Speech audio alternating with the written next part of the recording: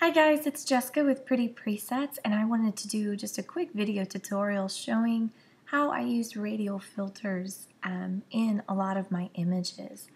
For this example, I wanted to use this photo that was submitted by Allison Wheeler yesterday. She submitted it for Workflow Wednesday, and she was saying that she was having trouble with this beautiful little girl's skin tones, just getting those skin tones right in post-processing. And so it was a lot of fun to get to play with this image. It's so beautifully captured, and so the possibilities were endless in terms of what preset would go really good with it. But I wanted to, for this video, just specifically talk about how I use radial filters in this image. And so I will just briefly cover kind of what my basic editing was on this image, and then focus a lot of our time on how I use the radial filters to accomplish this. So you can see in my final edit, the final edit is a lot warmer. Her skin tones are warmed up, the colors are a little bit more vibrant. And so I'll just briefly tell you what I did to edit this photo, and then we'll kind of go into how I use radial filters to get just the lighting in her skin tone to look like this. So for this image, I chose to go with Juniper from the new Sugar and Spice fall collection that Pretty Presets just released the other day. And I don't know if you guys have had a chance to play with any of these presets, but they are all just so amazing. There were just literally so many of these presets that looked good with this photo, but I went ahead and went with Juniper. I really loved that it added a lot of warmth and just a lot of pretty color to this, and so that was the preset that I chose. I tweaked it just a little bit, not a whole lot of tweaking to the actual preset itself, but the additional edits that I did was I used my brush, my portrait brush, to smooth over her skin a little bit. I also added catch lights to her eyes. The other thing that I did was I added clarity over her lashes and her eyebrows.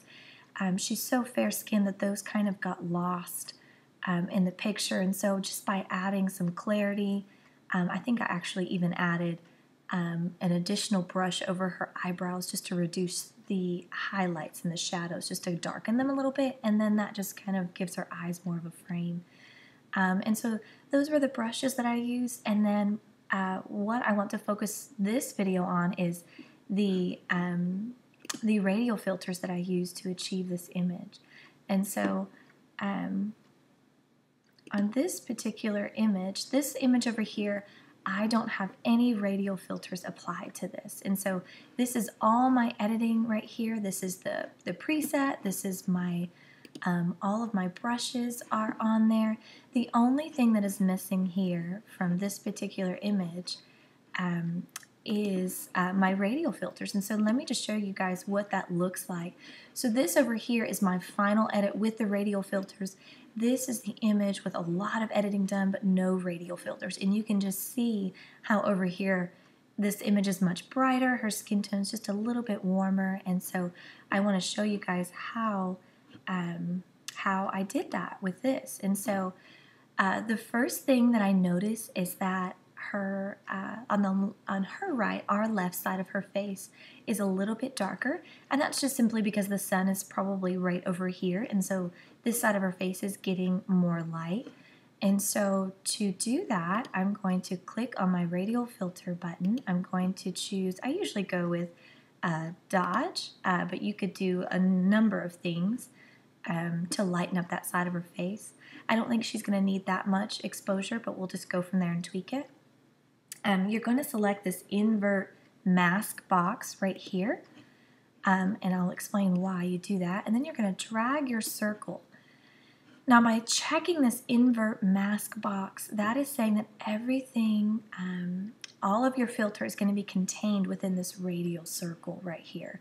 I have my show selective mask overlay checked so that you can see this red, and that just shows you where the filter is being applied.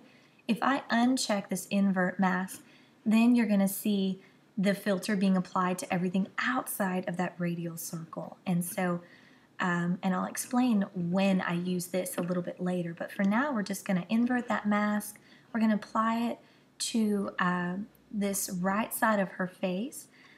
Something really important to know about radial filters is that the strongest source of your filter, so whether that be light, whether that be warmth, whatever you're doing your filter, the strongest concentration of that is going to be right here at the center. And then that is going to lighten up as it goes out. And so that is really important to remember, because when I'm placing my radial filters, I want to think, when I'm placing this, where do I want the most light to be? And so do I want it to be under her chin? Where do I want that to be? And so for this image, and this is really common in a lot of images where the sun is on one side of the face. I don't know if you guys noticed, but this eye is actually a little bit darker than this eye, and that's just simply because it's further away from the light source. And so that's something that's really small and kind of nitpicky, but it's something I noticed. And so for this, I'm going to put the center of this radial filter right over her eye. And so that is going to be where the strongest concentration of this exposure is going to be. I'm going to uncheck this so I can show you guys what that looks like. And I only wanted to really concentrate this on her right side of her face. So I'm going to make this a little bit smaller. And you can already see that's a little bit too much exposure, so I'm going to bring down the exposure just a tad. I am not very good with my mouse here. Let's go ahead and type in what I want. So I'm going to bring down the exposure a little bit. I'm going to add maybe a little bit of highlights. I'm going to add some shadows. You can really just play around with this until you get it the way you want it. The possibilities are endless. And so I will sometimes just, when adding light, I will sometimes just add exposure. Sometimes I'll just add shadows, and sometimes I add all three, just kind of depending on the look. And again, that just takes playing with these sliders to kind of see what they each do and how they work. And so for this image, I think that that looks pretty good. I think that that evens out her skin, the light that's falling on her skin a little bit more. It's even. And so I really like the way that that radial filter just added a little bit of soft light over on this other side to balance her out. The other thing that I wanted to really address on this image was adding some more warmth to her skin. Now, if I wanted to add warmth to the overall image, I would probably just come over to these sliders and just move this over to the right. But if I do that, that is going to make the entire image warmer. And I really love the temperature of the background and the color of the background. So I just want to focus that on her. And so I have two options. I can either brush on some warmth, or I can use radial filters. And I want to take this time to kind of explain why I sometimes choose radial filters over brushes.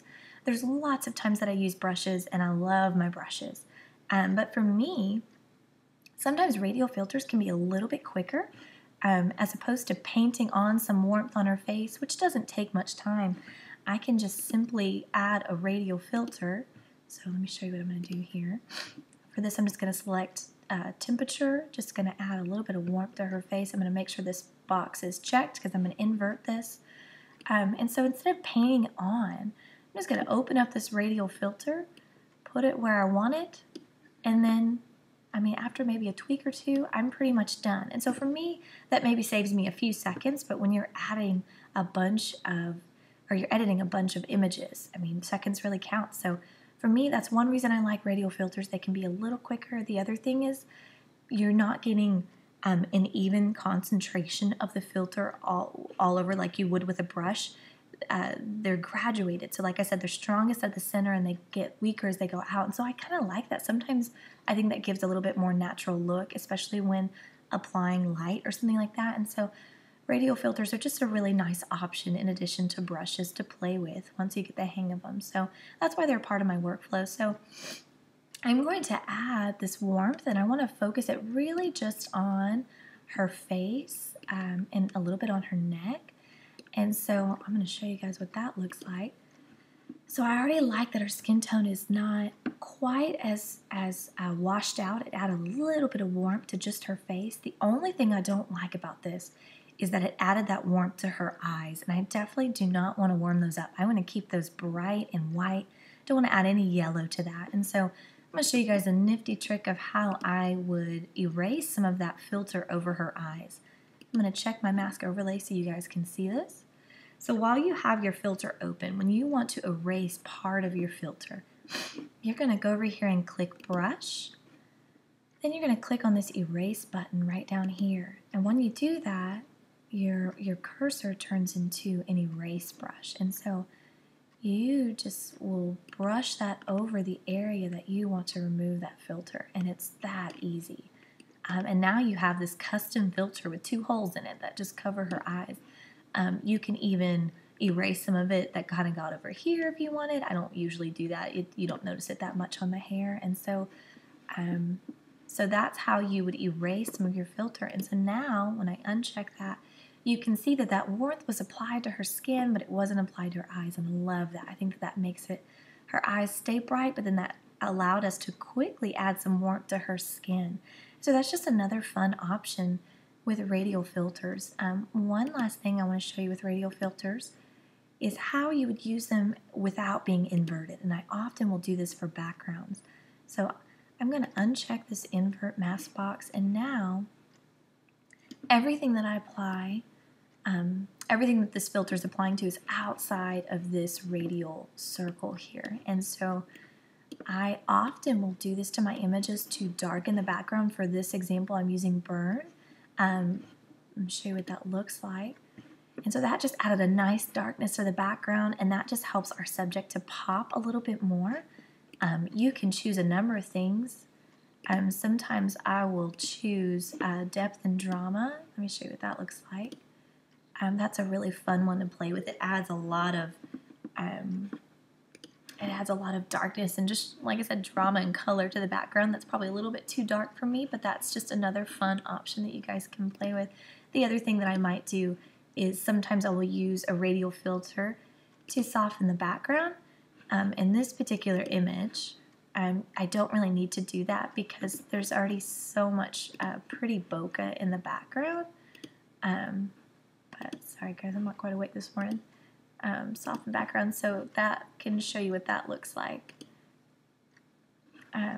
So that's applying the softened background, and again, it doesn't need it because the background was already so soft, but sometimes when my background is a little bit too sharp, I will use that option just to blur the background a little bit more, and I really love that option. And so for this, we'll just keep it with darkening the background, and so right there you can see just how that just makes our image, those 3 radial filters that I added just really add a lot of pop to her by darkening that background and lightening this side of her face and adding some warmth. And so I really, really love radial filters for this. And so quickly too, I want to just touch on some graduated filters. I didn't use any graduated filters in this image, although there are graduated filters that already came applied with the preset Juniper. So you can see those here.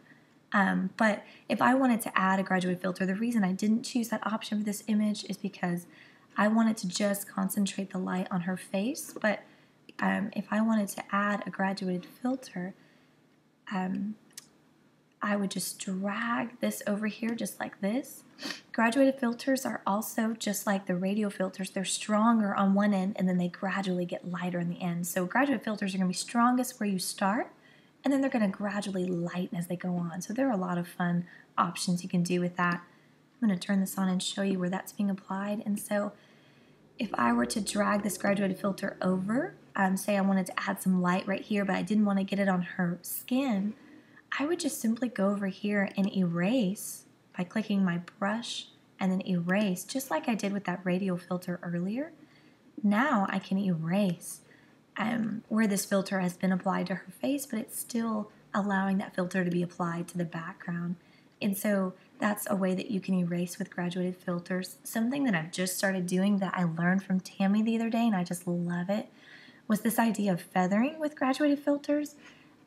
She used it on an image where she feathered in the light using graduated filters to kind of correct a similar issue with this of just adding light on one side of the face. And how she did that was she just simply duplicated a few of her her graduated filters, and then she would move them, feathering the light in different places across the skin, just giving a real natural falling of the light on her skin, and that actually looks really pretty.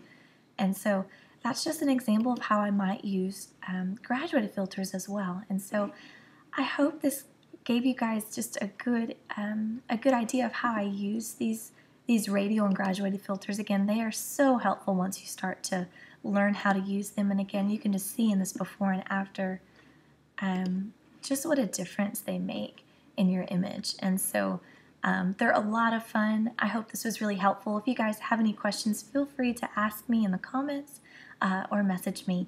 Hope you guys have a great day.